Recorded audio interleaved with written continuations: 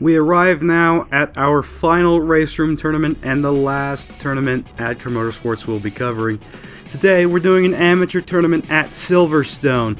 Our guys are going to be driving the Z4 GT3. With this being an amateur tournament, no drivers that have won a previous tournament will be allowed to participate in this one. The heat race kicked off with 4 drivers, and in the turn 1, Lex caught Gary off guard. Gary misjudging Lex's braking point and putting him into a spin. It was a rough start, but remember, in the heat races, your fastest lap is all that matters. A wheel-to-wheel battle broke out between Derek and Gary, with both drivers finding the Silverstone circuit quite hard to figure out. For the most part, their pace was very balanced, which is what let them have this fight for so long.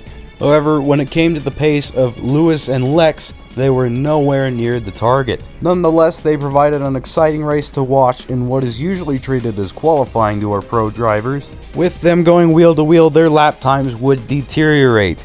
They were the 2 slowest drivers of the bunch, mostly because they couldn't get in a clean lap. They were too busy racing each other. Derek was commonly seen as the lead driver, but Gary was very optimistic when it came to getting around him and getting into that clean air, which led to this incident on lap 2 where the 2 collided and flew off into the gravel trap.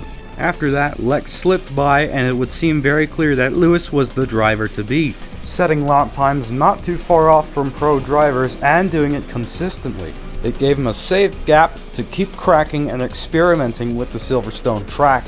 Meanwhile, all the other drivers behind him were stuck in traffic. So let's take a look at how this wraps up. Lewis takes first place with a 104, Lex P2, Derek P3, and Gary did not set a valid lap.